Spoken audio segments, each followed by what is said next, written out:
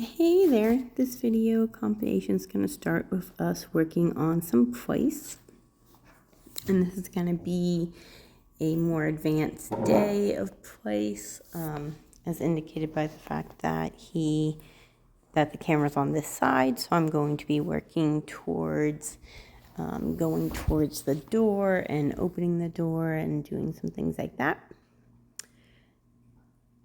So definitely needed some more space for this place, but I'm also probably, since I have the camera in the doorway, we're probably not going to be actually opening it or anything like that. More just working on gradually adding some distance, duration, distractions. So it's quite possible that this should have been in an earlier video because it's at a level where it's at an earlier day than some of the later videos. So we're just going to be working through place. I'm going to be following the directions of the recording and then dropping some treats for him after each iteration until we get through the whole video, and then I'm going to be releasing him with a free and a beckoning motion, and then I'm going to pick up the bed since it's time, since I don't want him getting back on it necessarily right afterwards. So I'm going to let you watch this for a bit on double speed, and it has a pretty good outlook of kind of the different things that I'm doing to raise those criteria while he's on the bed. And as long as he's able to keep his place, then the next day we're going to jump to the next day of the recording. He doesn't quite make it, only because he's about to get startled by the TV. He just realized that the TV switched to this kind of screensaver, which startles him. So I'm going to start by just kind of turning it off and then seeing if he can recover from that. But because this was startling, you're going to see me doing some engage, disengage here. So at this point, the recording's going, it's telling me to do some different things, but I'm not even following it. I'm just stopping so I can help him work through this moment. So basically, it went to a screensaver. It startled him. And I'm going to help him. I'm going to turn it off, help him process what he just saw. Do that engage, disengage. And then once he's settled back down, we're able to start going back to the recording. And so with that engage, disengage, basically he looked at the TV. I marked, he looked back at me. I was able to give him a treat. And then he started disengaging on his own. So he would look at the TV, look back at me, and I would mark and treat. And then he took a nice big sigh, and that told me that he was ready to continue working, that he had kind of processed what had happened. And during the rest of this, we're just going to work through the recording like normal. So I'm just going to let you watch the rest of this part on double speed and just come back if anything needs to be noted.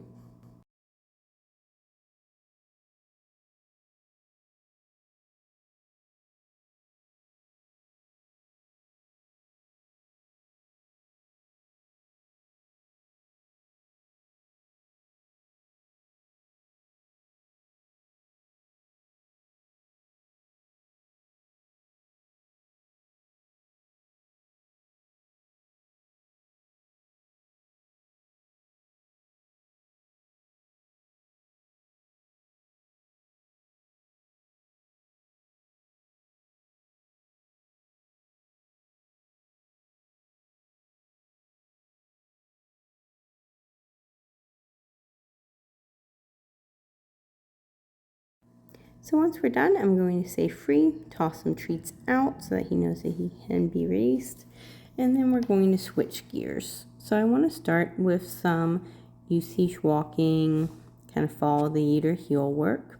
So I have him swing into heel position, And then I'm just going to start pivoting around, slowly getting some more steps in between each pivot so that we're walking back and forth together. I then am going to be introducing a bit of a sit stay. So I'm going to ask him for a sit, tell him stay, mark and treat, stay again, mark and treat, and then free. So at this point, I'm just working on adding some duration. The only criteria is that he has to remain in that sit stay while I stand in front of him. And I really want to get a good bit of duration in this sit stay before I start adding some distance. And when I do add some distance, it's going to start with just a quick one step back, then back forward, and then a free. I don't want to add any duration, or I don't expect him to be able to hold the same duration when I'm adding distance. Basically, for stay, there's going to be 3 criteria: duration, distance, and distractions. And whenever one criteria goes up, the others have to go down. So similarly, if I was to add in a new distraction, I would be starting at that base duration again.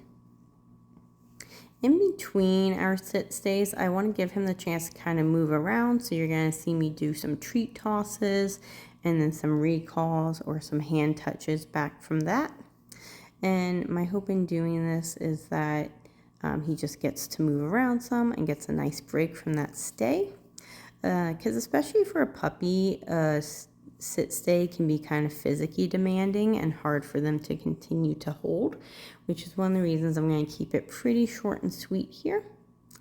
But also I'm hoping that it will help him to get to move around a bit between his sit stays. And because it can be kind of physically challenging, I definitely want to end the sit stays before he starts to fatigue. So if I see him starting to get tired or do more of a sloppy sit, then I'm going to stop and change to something else. And we're changing here to work on his downs.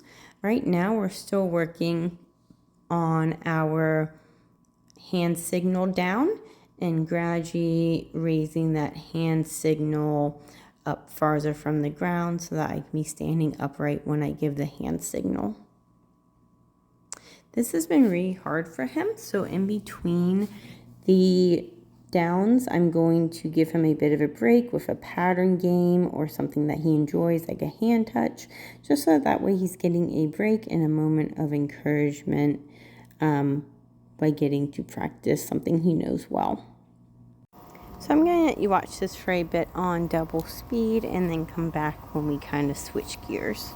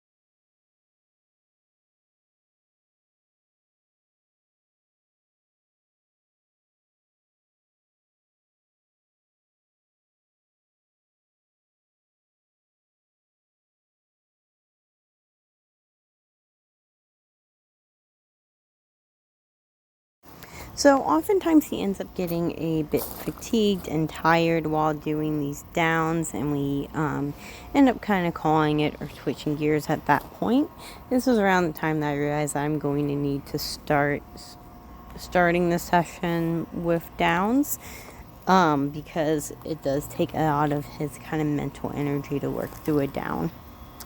And so since though he's kind of getting to the point of being a little bit all trained out and being a little bit mentally done with training, we're going to switch over to some toy play, and we're going to be doing a little bit of jazz up and settle. Though I like to use this tug game as a good way of learning how to jazz up and settle, I also just want to engage in some play with him. It's a great way of building relationship and getting him a bit tired. He also occasionally does like a little bit of almost early signs of guarding behavior when he has a toy, and it's really subtle. He just kind of will take it, lay down on it, and then will kind of weigh eye when I pass, and that's seeing the whites of their eye. So it's really subtle, and it could be nothing, but it's definitely something that I've kind of noticed and just want to kind of consider when I'm playing with him. But because of this, I really want to emphasize that playing is something fun that we can do together, that he doesn't have to worry about me taking the toy away from him or ending the game. I'm actually going to typically leave him with the toy. If I do need the toy for some reason, I'm going to trade it with a treat. I'm never going to just take it from him. And I'm really just trying to show him that this is something that we can do together, that's fun, and he doesn't have to feel threatened in any way. So it made for a nice, typically I will end a session with some play. It also just helps with memory and helping them kind of settle into then having the rest of their meal and taking a bit of a nap. So you'll see me end a lot of sessions with a bit of a play session. And this one was definitely more about relationship building than teaching during it. So we're going to head outside. This is kind of evening-ish. So the sun's going to be setting as we're out here. It's definitely going to kind of change the look of the camera. But I'm hoping that we can get some sight car action. And actually the people across the street from me are kind of getting in and out of their sedan. So I think I've mentioned before that he's already kind of keyed into doors opening and closing and kind of the beeping of locking and unlocking a car. He kind of already knows that that can predict a car movement afterwards. So he's already kind of keying into those early cues of a car moving. So I'm going to go ahead and start that engage, disengage, even though there's no car moving. He's just keying into those precursors. And once he's recovered a bit from that, so once he's able to disengage on his own and focus a bit, we're going to start doing some walking. So I'm going to start by having him return to heel position, and then we're going to practice pivoting 90 degrees, and as he walks with me, I'm going to mark and treat, and then I'm gradually going to add more steps between those pivots. So I start with just one step between each pivot, and then I slowly get farther and farther until you can see now we're kind of going up and down the driveway.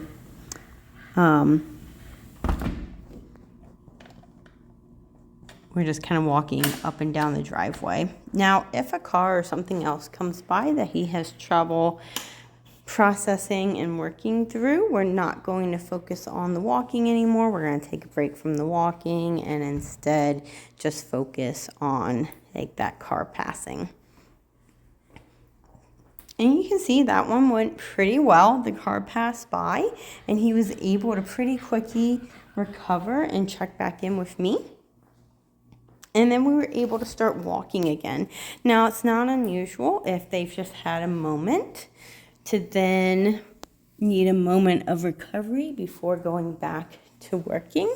So I wanted to make sure that he was able to focus on me before we started walking again. He did a pretty good job until this next car comes by. You can see it's definitely a bigger car that was going faster. So I think the type of car and how fast it's going and how much noise it's making definitely has an impact on his reactivity level and even his recovery level, because you can see now he's being a bit more sticky. He's having some trouble recovering. It is also the second car, and oftentimes every time a car passes, it's going to get harder and a little bit of what we would call trigger stacking. So that could be another reason why he's kind of struggling with it. So I'm hoping to get to work on a little bit more walking out here, but I'm not going to do it unless he's able to. So my first step is just getting him to be able to focus on me. So you can see him trying to do that engage, disengage while he's looking at some people off in the distance. And then once he's able to more easy check in on me, I'm going to see if we can do just a little bit of walking before going back inside. I also want to help him recover a little bit out here with a bit of a pattern game. So you can see I'm going to be tossing some treats back and forth just to help him recover a little bit before going back inside.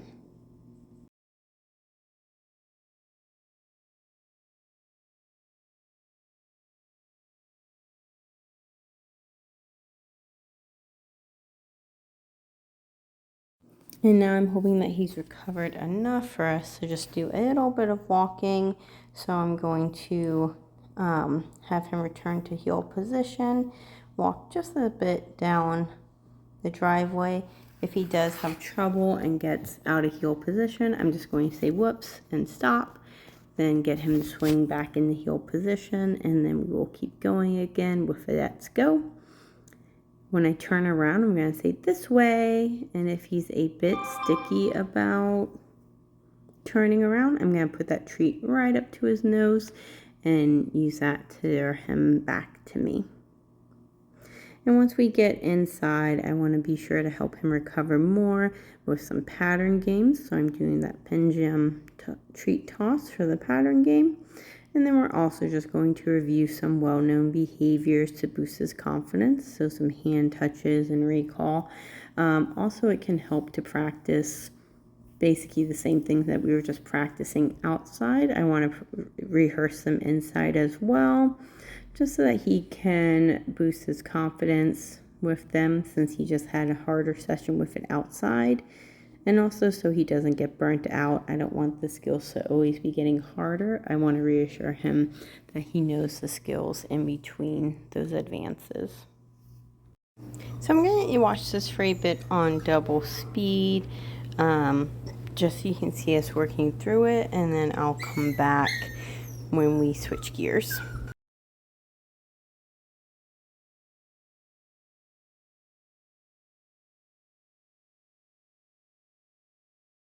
I'm switching between some different pattern games here. So here I started doing an up-down pattern game, whereas earlier I was doing more of a pendulum type pattern game. But they're similar in that it is just a predictable, repetitive pattern of treat tossing that will just kind of help him focus and settle. And then I do also want to play a bit, so that way he can get some nice energy out that way as well. I also want to do a session of place, partly just because we've been working on it, but also because relaxation can also be a great recovery mechanism. And even though I usually use place as an implied stay, one of the side effects should be that our pups get relaxed as we're going through this relaxation protocol, and we can kind of encourage that relaxation. So I'm starting by just prompting him onto place and then releasing him with a free and a beckoning motion. I just want to do a bit of practice with putting this behavior on cue. And I don't always want to be facing the same direction or prompting him from the same place every time. Part of the challenge is being able to get on a place regardless of where I'm prompting it from. Though at this point, he mostly recognizes place as the bed being placed down. So it's kind of an implied cue whenever the place bed gets set down. So I started the recording and we're just going to start working our way through this. He's doing really well with his place. This is probably what he feels most confident with, and what he's been excelling at the best, which is really impressive because it does require a lot of patience for puppies to do this. So a lot of pups kind of have a difficult time with it, but he's doing a really great job.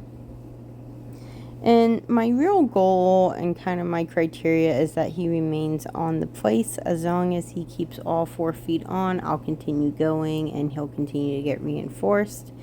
It's when he sets a foot off that he kind of breaks that place. And though that's the criteria, my real goal is that he also finds this to be a relaxing exercise and will start to settle more when he's on it as well. That way it becomes a nice place to recover when there's a trigger around, or if he's just getting too excited at some point during the day, we can send him to his place to settle. So I'm going to continue to reinforce and progress as he's on it. But you can see once he gets to the point of laying down and starting to settle and relax, I'm going to start dropping kind of small handfuls of treats on the bed. And this way we can just reinforce that this nice down relaxed position is kind of more what we're looking at. In today's recording, it starts asking me to open the door. So I'm going to adjust the camera a little bit just so that you can, because it was right in front of the door, the entryway that I'm going to be using for the touching the doorknob, opening the door parts. And this is when it gets really hard for him, which is understandable. I'm opening the door after all, and this is the front door that goes to the outside. So it can be a pretty distracting moment. And what I will say is, once I realize that it's going to be too hard for him for me to open the door, I'm just going to continue to work on that part.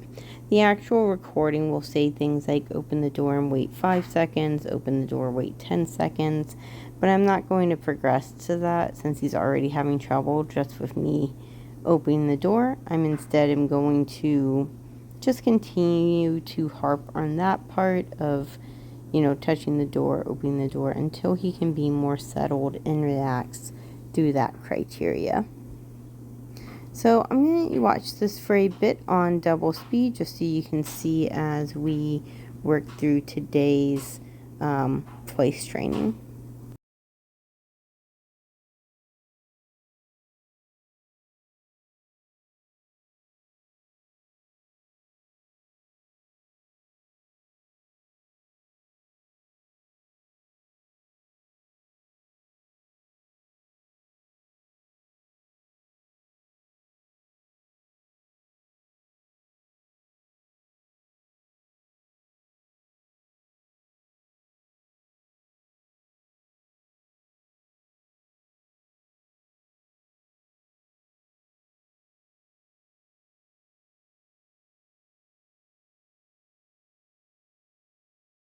Afterwards, we're going to work on a little bit of sit stays. In addition to building the criterias for this, so I'm going to start adding some distance, and I'm going to change my directions while I'm adding that distance. So the first few sessions is me just kind of building on the criteria we've already set. But then I want to also see if I can't kind of generalize and improve this behavior in different positions. So I have been facing him to do this sit stay, but now I'm going to have him be in heel position. And I want him to kind of stay there while I walk back and forth or out or around him. And this way we're just generalizing the sit stay message regardless to what position he might be in regards to me. And this is something I'll do with any behavior, because I don't just want sit to mean sit when you're facing me. I also want it to mean sit when you're maybe in heel position or my back is turned. So it's important to practice these cues in different positions, because a lot of times our dogs are paying more attention to our body language than to the actual word. And practicing in different positions will just help ensure that they're listening to the words or the hand signal instead of our body positioning. We're going to switch over to some downs. I'm trying to do some downs at this hand signal, but he is a bit burnt out. He's letting me know by kind of, being really sticky. He's kind of yucking my hand more than anything. And then he just wanders off, which I bring him back with a hand touch, and I try to just build some engagement and attention through some hand touches. But as soon as I go back to those downs, he kind of disengages again, which probably just means that we have been training for a while and he is a bit burnt out and needs a break. And I'd rather give him that break than continue to not have good progress with these downs and for our downs to get muddied because I was pressing them when he wasn't able to train. And you see he even goes and picks up a toy instead, and that's great. We can, he can spend some time chewing on something kind of self-entertaining, and that way he has something else to keep his focus, and he can relax without the training. So this is another day. This is going to be when we're starting our Leave It. So I have this kind of boring peanut butter lid, and I'm just going to show it to him, and I'm going to wait for him to look away from it. And as soon as he looks away, I'm going to mark and treat. I then, after a few repetitions, want to start to raise that criteria. So instead of just waiting for him to look away, I also want him to look at me. So I'm going to show him the lid, wait for him to look at me, and then mark and treat. I'm going to do a number of repetitions of that. And then I want to slowly start getting the lid closer to the ground. And the same criteria needs to be met. He needs to look away from it and look towards me in order for me to mark and treat. But I'm basically just changing the position of where it is. Sometimes it's closer to me, sometimes it's on my left or my right, sometimes it's closer to the ground. And regardless to where it is, I want him to look away and look at me. And then I'm going to start adding in the word Leave It. So I'm going to show him the lid. As soon as I show it to him, I'm going to say Leave It, and as soon as he looks at me, I'm going to mark and treat. So we call it Leave It because we have the perception of the dog leaving the item alone. But to the dog, this means look at me. Because dogs don't really understand the absence of a behavior, so they don't understand the absence of going towards something, but they do understand looking and checking in with us. So Leave It means stop what you're doing, it means check in with me, which is why I'm waiting for that criteria of checking in with me. What's also important to note about a Leave It is that the Leave It happens before the item is in his mouth. And similarly, he's never going to be able to put the item that he's leaving in his mouth, which means that if he starts to go for it, my hand is at the ready because I'm going to block the item with my hand. Once we get to the point of standing, I might block it with my foot, but the point is that he can never get the item. If he already has the item in his mouth, then that's a drop it or a trade, which is what we've been working on with the toys. So we get pretty far in this first session. I'm able to drop it on the ground and say Eve it, and then he looks back at me. So definitely not 100%, gotta know it in every situation, but really good considering that's our first session with the Eve it. In later videos, we get all the way to generalizing it with some different, not very high value items. So I'm going to go back to working on the down, and I'm just trying to get him to respond to this hand signal. And he's starting to do a bit better with this. He does still get burnt out pretty quickly, so I'll occasionally throw in some hand touches just to keep him engaged and keep him confident in what it is that we're doing. And then I'll go back to prompting the downs. And so this way he's getting a little bit of practice on his downs in between getting a break and getting a confidence boost. So I'm going to watch this for a bit on double speed, and I just want to make a couple more notes about the Eve it that we had just done. So I mentioned that this in no way means that he knows it in every situation. I usually start with a kind of boring item of no real value, so that's why I just have basically that's a piece of trash. And when I start generalizing it to other items, I'm usually going to use other pretty much plastic trash items, so just whatever I can find around the house. I usually won't go to food until we've practiced on a number of just kind of non-edible items. And even when I do introduce a Eve it to food, it's usually going to start with some boring food and then go to more exciting food. The key is that whatever you give him to Eve the item has to be better than what the item is. So if you drop a piece of kibble or, a cracker on the ground and you tell him to Eve it, then we need to give him something better than a cracker for Eving it. And that is, again, only if it is not in his mouth.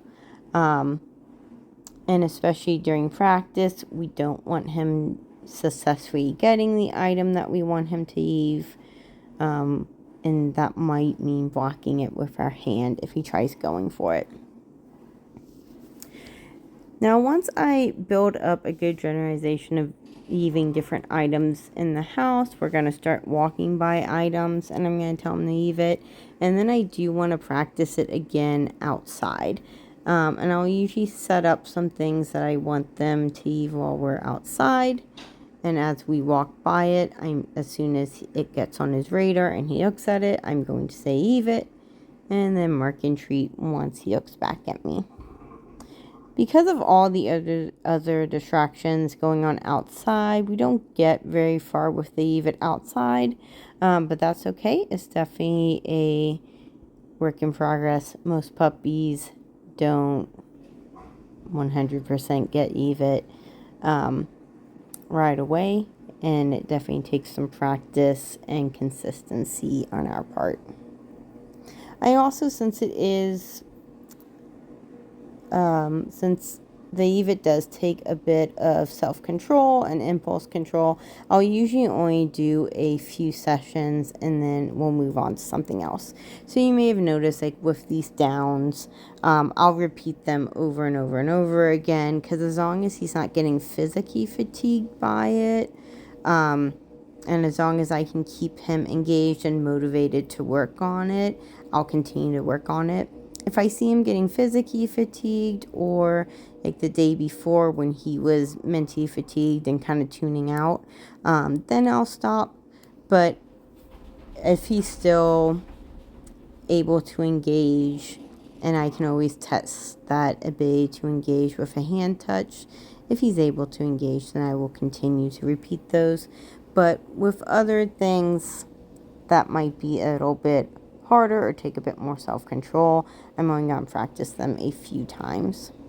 So similarly, we then worked a bit on that sit stay, and since that is something that a lot of our puppies fatigue with, we only did a couple repetitions of that sit stay before moving to something else.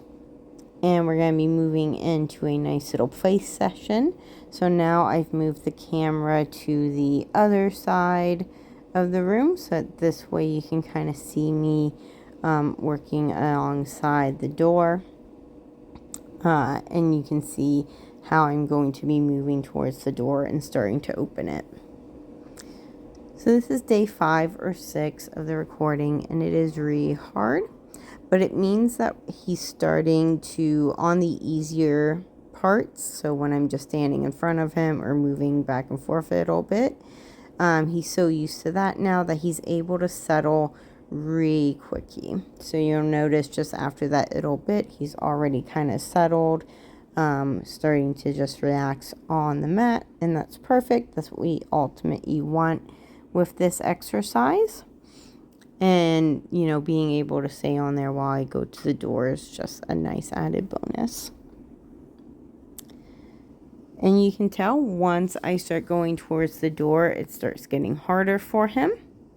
And so there are definitely moments where even though he hasn't completely broken the place, he's still on it. He still has 4 feet on it, but he's gone from laying down to standing. That tells me he's having a harder time. And even the recording is saying one thing. I may lower the criteria just so he can be successful. And then I'll just know that, you know, I altered that criteria, so we'll need to repeat this day again.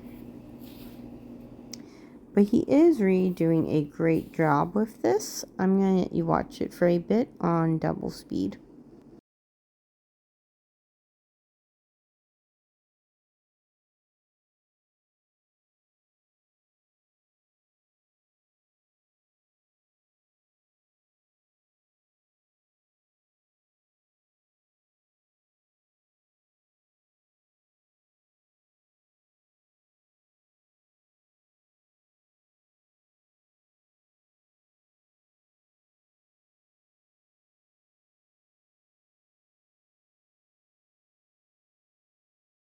So you'll notice I've already gone to the door once and he's kind of watching me.